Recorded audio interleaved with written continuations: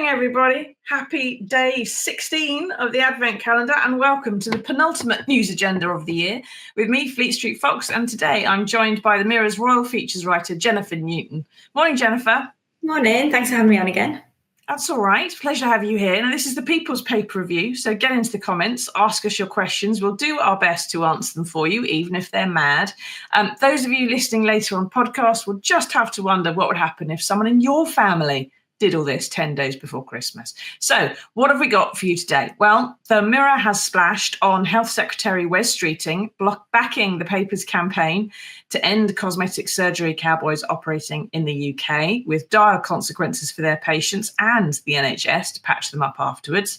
There's more on that in the paper, but because it's going to be sort of controlling the news agenda a bit more in the future, I want to take us to page 17 first, where there have been some fresh discoveries of torture equipment used by the deposed dictator Bashar al-Assad's former regime on his own people.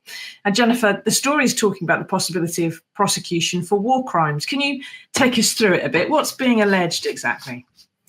So obviously he has now had to flee Syria after an uprising there. And yeah, they've been finding just some truly horrific things that have happened there. In these underground prisons, they found torture devices, bone saws, that sort of thing, and it's just unimaginable what has been happening there. Obviously, it is a war crime to have done that, but will he ever come to justice? Have to face justice for this, because he's now in some probably palatial home in Moscow, being protected by Putin, and if he can't be done for war crimes, how is this Syrian man going to be done for war crimes? Yeah, it's a bit sticky, isn't it? And we've got this situation where, you know, you've got a bone saw, you've got a crushing device has been found, you've got people locked up, 7 to a 3 or 4 foot square cell, just literally packed in like sardines. People, 100,000 people who've been disappeared, mass graves. Evidence is being turned up of all this stuff. And that's really because journalists are operating in the country and aid charities can get in that country unfettered and not being checked on, and can see some of this stuff for themselves finally. But, we have this situation where a terror group known as HTS has taken over. They've deposed Assad, not because of any particular brilliance on the part of the fighting or strategy, but because Assad's allies in Russia and Iran really weren't paying much attention and weren't helping him out. They kind of swept to power because there was no one there more than anything else. And the question, I suppose, if they can hold the country, you've got all these other problems going on in Syria. You've got pockets of Islamic State operating. You've got the Israeli troops have come in from the south to protect that border. Turkish troops are operating across the northern border. You've got Kurdish independence movement controlling most of the northeast of the country, and who want a separate state of their own. And then you've got an American base as well in the southeast. So what happens in Syria is going to affect so many other countries and things around the Middle East and around the world, in fact. The issue, I suppose, Jennifer, is whether the people who've taken over and brought this freedom can actually set up a functioning government and control all that. Because, Assad wasn't in control of all that, and he was a brutal dictator. If he can't do it, how can someone else do it? Well, yeah, I think this is the thing. Obviously, when you look at it, you would think, well, this man's gone now, so it should be a much better situation, given that, some of the things that was going on under his regime. But when you look at, well, what's now? It must be such an unsettling, really unsettling time if you're a Syrian in the country. And yeah, even Keir Starmer, when he spoke out about it, saying he obviously welcomes the news that Assad isn't in charge anymore, but we've got to be massively cautious as to what is to come. Yeah, who is in charge? Here's the question. We've seen this before, haven't we? Saddam Hussein got deposed. Yeah. Hellhole appeared soon afterwards. Libya is a very good example. Arab Spring uprising deposed a brutal dictator in Muammar Gaddafi, and it didn't get them very far, really. The whole country's now become a failed state. It's sort of an Islamist hell pit. It was a place where women could walk about without headscarves. Yes, you had a brutal dictator, no other problems, but you could really. Well, it was not the same as an Islamist state. It was had some secularity about it, although a lot of freedoms were obviously restrained. And now Libya is just this hell pit, really, which is sort of feeding the immigration crisis and everything else. If that's the kind of thing where Syria also ends up, I mean, it's going to be in the West's best interest, you would have thought, to support the new regime in Syria, perhaps give them some help so they can actually run that country in a fairly secular fashion, if that's what they're going to do. But, because Syria has been a place where women can walk about without headscarves. I'm not quite sure what gay rights were like, but it'd be a hell of a lot worse under, the mullahs, I would have thought, than it was under Bashar al-Assad. But no one in the West is going to have an appetite for that, are they really, Jen? I don't think so. And I think this is the reason why Assad has been allowed to go on for so long in Syria doing what he did. I mean, I remember maybe like a long time ago, I'm talking like 7-8 years ago, when we were hearing things that he was doing terrible things then, using chemical weapons against his own people. Mm-hmm. And I think nothing was done then really about him, because it was kind of like, well, we made, like you say, we went into Iraq, and then what happened there, and we went into Libya, and was there really the appetite to go into another country and try and sort it out when we've got, so many other problems at home? It's such a difficult situation. I mean, Ed Miliband was criticised, wasn't he, for leading a parliamentary vote stopping military action in Syria. Yeah. What was on the table was one airstrike. Yeah. One airstrike to because of the chemical weapons thing. It wouldn't have done very much. It might have stopped some of the chemical weapons, but I mean, that would have been it. It wouldn't have removed Assad, and it wouldn't have made an awful lot of difference. What do you think, everybody? Do you think that Bashar al-Assad should be prosecuted for war crimes? Do you think there's any chance of that happening? And how would it work, Jen? Because, I mean, he's in Russia. He's been given safe harbour by Vladimir Putin, who has authorised the use of nerve agents on foreign soil and radiation, should be said. He's committed or ordered assassinations by throwing people out of windows over and over again. He's murdered journalists, bad man. There's been the possible murder of his political rival, Alexei Navalny, this year. Never mind, illegally invading Ukraine twice and using prisoner conscripts. He's even authorised the theft of kidnapping of Ukrainian children away from their families who still haven't been returned. I mean, Putin's list of war crimes goes on and on. Bone saws and crushing machines aren't really the worst of it. If Putin can't get lifted and he's safe, I mean, Assad is going to be untouchable, isn't he?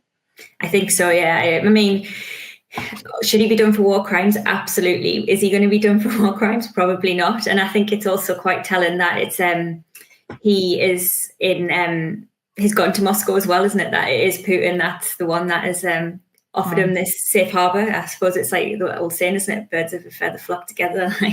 Yeah. Well, it's like bad people are going to be absolutely... There really is an axis of evil. And Bob Cosmic, possibly not the real name, says, who's going to arrest and prosecute Assad? It's not going to be Vladimir Putin. And I don't think it's going to be Keir Starmer either, as much as he may wish to present himself as some kind of human rights lawyer, specialist, all the rest of it.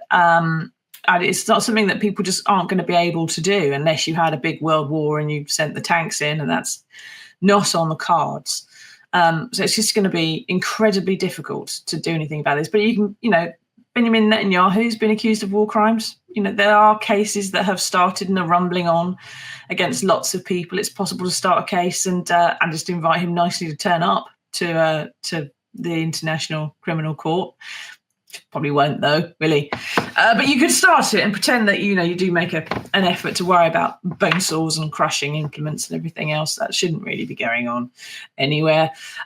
So I suppose, we've got this issue of where Libya goes next, but we'll have to sort of see how it all pans out. It's going to take a few months, I would suspect, Jen, to find out, and for the West to see whether HTS is going to be able to hold Syria or whether it's going to descend into something even worse, if that were possible. Now, speaking of people who might be deposed, or talking of depositions, I should say, which could be a legal term, we need to speak to us. Jen is with us today because the biggest story dominating this end of the year in the UK, and in fact quite a lot around the world as well, is the latest scandal engulfing Prince Andrew. Now, if you've been living under a rock for the past week, you'll be unaware that he was apparently consorting with an alleged Chinese spy, and it was only found out a decade after they made friends, and only because this guy got deported. We wouldn't have known about it at all if that spy hadn't fought the extradition case, in which case, all the papers came out in the end. Jen, there's a lot of further news about this in the weekend papers. Where are we at now with this? So now, obviously, we know about Andrew. This emerged, like you say, last week, that he had access to this. Well, this alleged spy, had access to him, was meeting him. Andrew has said now that he's ceased all contact after a decade. After a decade, and being told by the government. I mean, that if you have to be told by the government not to be friends with somebody, but he insists that. Shouldn't the government at this point be telling people not to be friends with Prince Andrew? Yeah. Just ends badly, doesn't it, for them? And he also says that nothing of a sensitive nature was discussed, but now obviously the story's moved on. It seems that this spy has had access to like royal palaces. He's been invited into Buckingham Palace. He's been invited into Andrew's home, and it also seems that he's now this alleged spy has met with David Cameron and Theresa May when they were prime ministers as well, and it just begs the question, like, why was this man wanting to meet these people if it wasn't for nefarious means? It's not just questions for Prince Andrew, is it? No. I mean, there's issues here for the security services. This person was operating for a decade before they lifted him and looked at his phone and thought, hello, is he wrong? And we don't know the reason why the security services lifted him and looked through his phone in the first place. I think it was about 2019. And we don't know why they hadn't spotted it a bit sooner. And if they lifted him and looked at his phone in 2019, then why was it 2022 when Prince Andrew stopped talking to him? But why does it take 3 years for the government to say, I don't think you should talk to him anymore, Your Royal Highness? What was going on there? There's some very funny questions in all this. I mean, what do you think, everybody? Do you think this is just poor old Prince Andrew just got swept up in another scandal? It's all the security services' fault, nothing to do with him. Royals have got no questions to answer at all. Or do you buy this line that the royal family, the press office at Buckingham Palace have been coming out with, Jennifer, that, we've all got one of these in our families, haven't we? We've all got one. It's just a bit problematic. Any family has got an issue with one of their relatives. Do you have any issues with sex trafficking or Chinese spy rings in your family, Jen? And if you did, what would happen to that person? Well, I hope I don't. As far as I'm aware, I don't. But this is the thing. I haven't told you yet. Well, yeah, exactly. But I mean, this is the thing. Literally, maybe a week ago, we had stories about how the king was going to invite all the royals to Christmas. He was wanting them all there. Obviously, him and Charles and Andrew have been at loggerheads over his home, and it seemed like everything had started to calm down a little bit, that they were going to come together at Christmas, be united, but then this bombshell drops, and it's quite, I suppose, telling now that when something like this drops, it's not surprising to many people. Just go, oh, yeah. And 10 days before that, the family walked to church at Sandringham. It's really quite unwelcome. Monkey Boy says, with the exception of his Royal Navy pension, end all public funding for the Duck of York. I think perhaps we should use Prince Andrew as a scientific experiment in making a really new roll-on deodorant that stops you sweating, because it's obviously got some kind of quality about him that could be useful. We could monetize it. But speaking of cash, there were some allegations in the papers over the weekend. I don't think anybody else has been able to substantiate them, so they're just allegations that this Chinese spy may have made some financial transactions with the Duke of York, and also that the royal family, or the royal house, I should say, the household, has asked Prince Andrew, seeing as he is living in a £30 million home, Royal Lodge at Windsor, and it costs about 400 grand a year for maintenance, upkeep, council tax, bills, all the rest of it. They have asked him, is your funding for this all entirely above board? Now, Prince Andrew's only source of income has been either from the monarch or his Royal Navy pension, which is not going to be very big. You're talking about 30 grand, something like that, right? And he has given them some assurances that his money is all above board. Now, we've all believed Prince Andrew's assurances in the past, and we've all found them to be rather wanting when it comes to the crunch. But the royal household, apparently, Jen, isn't able to actually check his finances. No one has the legal right to look at Prince Andrew's bank account and see where it's coming from.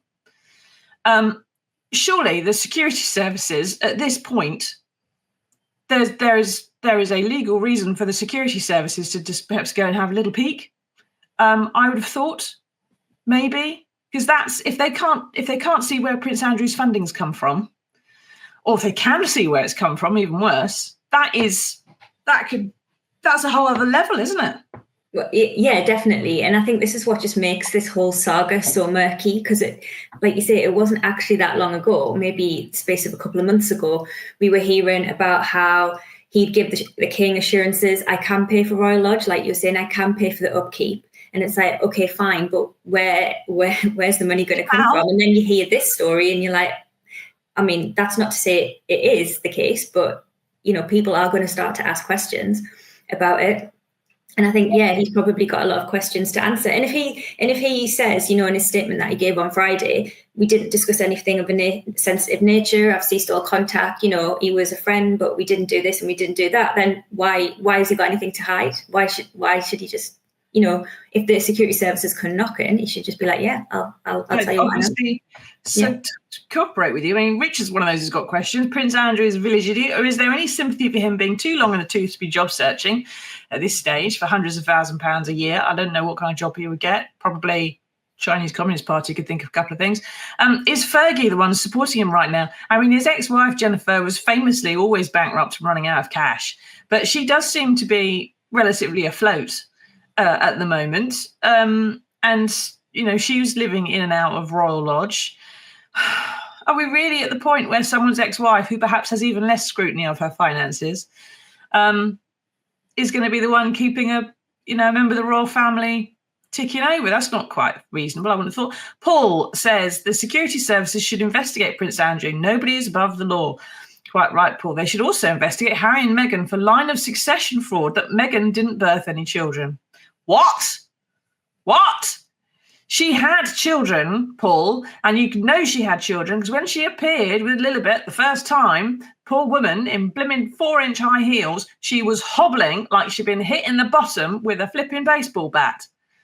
That is someone who's recently given birth. Trust me, that is not someone who is pretending. Because if you haven't given birth, you don't know how to walk like that. Go away, Paul. Silly man. We're at this situation now, aren't we, I think, where the scandal it's not going away. Prince Andrew's hasn't got a press operation of his own anymore, but he's put out a statement saying that, like you say, he's never shared any sensitive material. I mean, he never had access to sensitive material. That's not the kind of role that he's ever played. He's never had red boxes or anything like that. But he may well have heard stuff. And he certainly, when it comes to prime ministers and other members of the royal family, the fact that you are friends with one does make it a bit easier to get in and see some of the others, doesn't it? I mean, he would have been, if he was cultivated by a spy, it would have been because of the access you gain thanks to Prince Andrew, not because he had secrets. And that's something he didn't mention in his statement. He said, I never shared sensitive information, but he never said, I never introduced him to anybody important. Well, yeah, exactly. Yeah, and there were reports that this alleged Chinese spy went to a birthday party. So you can't tell me that there wasn't any other members of the royal family at a birthday party for Andrew. I mean, how senior they were, I wouldn't like to say, but yeah, there would have been other influential people there, given his status as a member of the royal family. And yeah, now it turns out that this man has managed to meet, the likes of David Cameron and Theresa May as well. Well, even if you can get to them, the point is you can get to the civil servants, you can get to household servants, you can get to people who happen to be, pruning the roses. And it is those people, in my experience as a tabloid journalist, who know an awful lot about what's going on and are often quite likely to gossip and share things that they perhaps shouldn't do. It's all a bit much, really. So the big revelation we've got today is the spy was photographed with two prime ministers. What do you think, everybody? Do you think that matters? Do you think it matters that two prime ministers were just photographed, perhaps in passing? Doesn't mean that they actually sat down and spoke to him at any point. Maybe like a fundraising dinner, a party conference, something where you have lots of photos taken of people. Does it matter? Is this whole story just being blown out of proportion? What do you think? He's been photographed with these prime ministers. Neither of them seem to remember him. The issue is going to be whether Andrew made it easier, isn't it, to be introduced to other people? And is that where this story is going to go, do we think?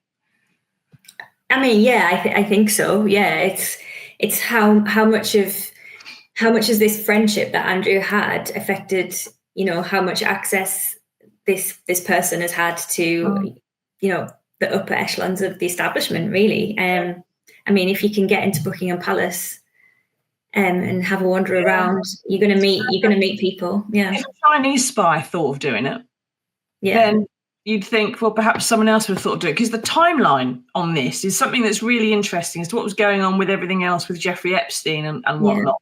So it was 2008 that Jeffrey Epstein, Prince Andrew's paedophile friend, was pleaded guilty to soliciting a minor and procuring a minor for prostitution. 2008, right? A year later, he was on probation, and in 2010 was when Prince Andrew was pictured walking with him in Central Park, according to his own account, to tell him they couldn't be friends anymore on a special holiday with him, in which he went on to say we couldn't be friends. At that point, Epstein was in the process of settling civil claims with 36 young girls. Right? Can't be mates anymore, but I'll tell you after the holiday. Then 2011, the pictures came out. He had to be forced out as a trade envoy. He had to stand down. 2012, he met this Chinese spy. So in the wake of that scandal, spy goes, hello, I'm going to go and talk to him. How many other people who were spies might have just thought that's someone worth going to try and, who's obviously in a vulnerable situation? Prince Andrew was named in the Epstein case in court papers in 2015. It was 2019 before he publicly addressed those crimes and said he was appalled by them, but he had to step back from royal duties. That's apparently the same year that the security services lifted this spy and had a look at his phone. 2020, he invited the spy to his birthday party, and it was 2022, a year after he was sued by Virginia Giuffre over the Epstein business and suddenly needed some money, before he dropped the spy after apparently being warned by the security services. And now, of course, it's 2 years on before we know about it all. There's so many holes in that timeline, Jennifer, in terms of who knew what when and why this guy wanted to be friends with someone who had just been sucked into a paedophile scandal. He can't be the only one, is what I'm thinking. He won't be the only person. There are hostile actors, aren't there, in states around the world, whether it's Russia, Iran, God knows what else, who are using honey traps and who are trying to get close to politicians and so on. There must have been another country trying to get somewhere near Prince Andrew. I mean, obviously, we don't know about those yet, but if anybody's a risk to national security at this stage, you'd think that's the person that MI6 is going to sit outside his house and keep a careful eye on. Because he's a bit of a loose cannon, Andrew, isn't he? What can the royal family, or the government for that matter, really do about it?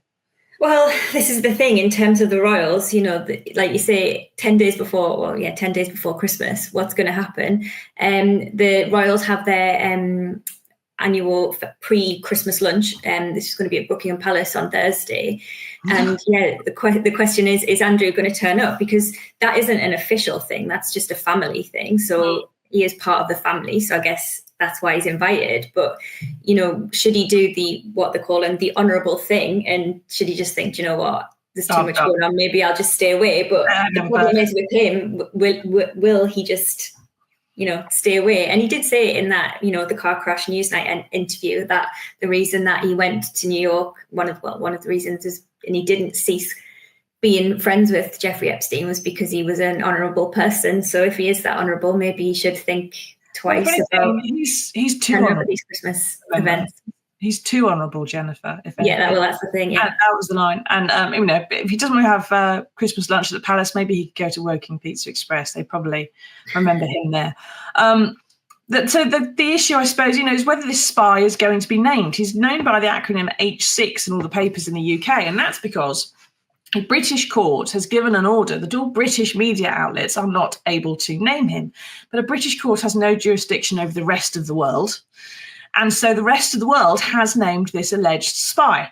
So it's named all over the internet in various media outlets which like to report stuff that's going on with the royals, which means Europe and America and Australia and goodness knows where else. It makes the court order in this country sort of ridiculous, doesn't it? Do you think that obviously there's going to be journalists and print newspapers are going to be making applications, I would have thought, to name this guy. But there's also MPs literally queuing up to name him in Parliament, where they'd be protected from legal action and guaranteed some publicity, of course. So, you'll be unsurprised to hear, everyone, that Nigel Farage is front of the queue for naming names. It's where do you think that bit of the story is going to go next? I mean, it's a case of who gets to him first, isn't it, really? Well, yeah, I think so. And I think, when we've had cases similar to this in the past, where it's like, who is this? Who are these people? Where, maybe in the UK they can't be named for whatever reason, but everyone else around the world. I mean, things like this in like this day and age now are just a little bit redundant, really, because everyone has the internet, everybody has social media. So, I wouldn't be surprised if the name does come out. And it does seem by reading the story today about how like you say, Nigel Farage reform, they seem to be gunning to name this person, and they can, from what I can gather, do that in Parliament because it's they're protected by privilege. So I wouldn't be surprised if that happens. Protected by injunctions in Parliament. I think Ryan Giggs got named in the end. Exactly. Canal says it's too easy to blame the Chinese, just like the Russians. We have also blamed the security services for not having spotted this 10 years sooner, which is the bit which publicly I think this story is not really going after, like MI6 probably should do. Chaps probably should do that. But thanks, Wang, dialing in from Beijing, for your comments. Now, so what next for Andrew? We've got this possibly the family lunch. We've got possibly, no walk at the church at Sandringham this year. He didn't have any secrets to share with his spy anyway. It's unlikely he personally breached any national security, but he got into St James's Palace, Buckingham Palace, Royal Lodge, goodness knows where else. It could yet contaminate some more senior members of the royal family, couldn't it, Jen? I mean, does anything that you read sniff a bit like, I don't know, that there's anybody else involved, perhaps other people who are lacking the same nous that Prince Andrew lacks, who risk being drawn into it? I'm not sure if anyone. A leading question there. But. I'm not sure if anyone else is involved. Obviously, time will tell, and we'll see if that's the case. But I think the interesting thing is what the royals do in terms of Andrew. Do they cut him off even more than they are now? Do they say, does the king have to turn around to him and say, right, that's it? I know you've been to family events in the past and you've been coming to Christmas, been to church at Easter, but that's it. You just can't come with us anymore. It's too distracting. But then at the same time, do they need to keep him on side a little bit? Because he also knows a hell of a lot. And could he do, a Harry and Meghan? Could he release his own book? And, oh, God, could you imagine?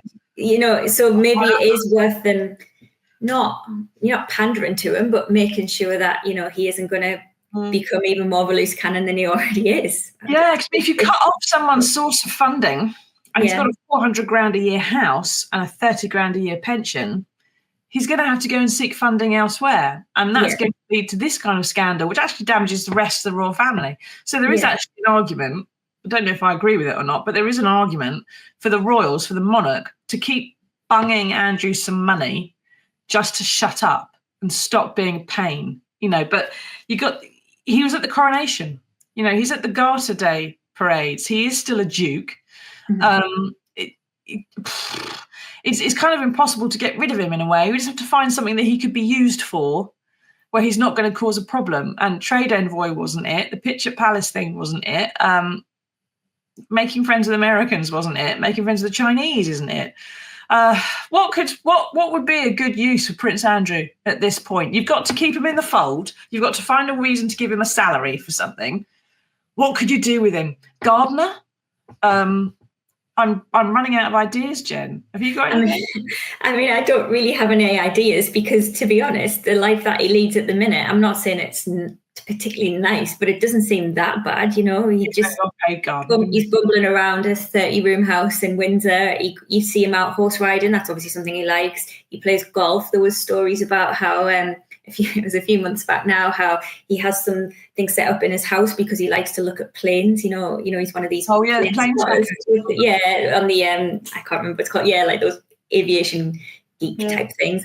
So he can fill. He's not the same as the other working royals who have to go up and down the country. I mean, I know some people might say that's not exactly hard work, but he's not having to do any of that. He's just effectively relaxing at home, and he's in his mid mid-60s now, so that's the age most people would retire. So you'd think that you just kind of think, okay, fine, I've actually got not bad of a life, but he obviously thinks he's not sure that, you know, I think him doing that in a tie and suit, polished shoes, having a valet to help him dress in the morning to sit there and do his plane tracking is a bit ridiculous.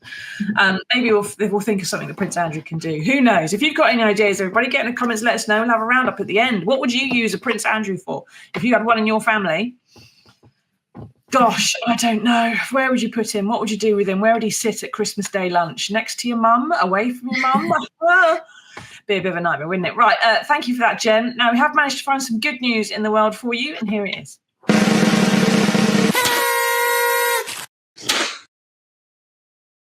Now, we all know that advertising slogan, Guinness is good for you, but nothing could be truer when you consider it may have saved the life of a soldier called Ken Pusey, who was an 18-year-old Royal Engineer, now 98. But he considered going to the cinema one evening in Belgium where he was serving late in 1944. It was a few months before the end of fall of Hitler, but the Allies had liberated Antwerp by this point, so he was on guard duty or something. But rather than go to the cinema, he decided instead to go to the opening of a new nightclub because a mate had told him that they were serving draft Guinness. And having just fought his way across northwestern Europe, he thought, oh, a pint of Guinness. Oh, that sounds good. Sounds better than the cinema. So he went and got his laughing gear around one of those. And lucky he did, because the Luftwaffe dropped a V-2 rocket on the cinema. 567 people were killed, including nearly 300 Allied troops. Dreadful tragedy for them, but a lucky escape for Ken. Jen, is this proof that, you know, whether you are toppling a dictator, dealing with a tricky brother, whatever it might be, you're better off if you pick the route that's got alcohol in it? Well, it seems to be in this guy's case. And what I loved about this story is they weren't quite sure whether to go to the cinema or whether to go to this club, and it was the toss of a coin as well. I mean, talk about luck. If that coin had gone the other way. A lot of it does boil down to luck, doesn't it? But I do get the feeling that a couple of Royal Engineers, if the coin toss had gone the other way, would have gone, yeah, let's go and go. Yeah. Would have done for that. Well, anyway, it's a nice Christmas spirit there. Literally get in the Christmas spirit and have a drink. If in doubt, everybody, have a pint, right? You'll probably feel better. And Prince Andrew will certainly look a little bit more welcome, maybe. Who knows? Right. Thank you, Jennifer, for taking us through all that. Thank you, everyone, for taking part. Join us again on Wednesday for the final news agenda of the year. I don't know what we're going to do yet. We'll have a Christmas quiz or tinsel or something, but we'll do something special for the last one on Wednesday. So join us back here at 9 o'clock then for the last news agenda of the year. Until then, everybody, stay safe. Take care. Tatty bye.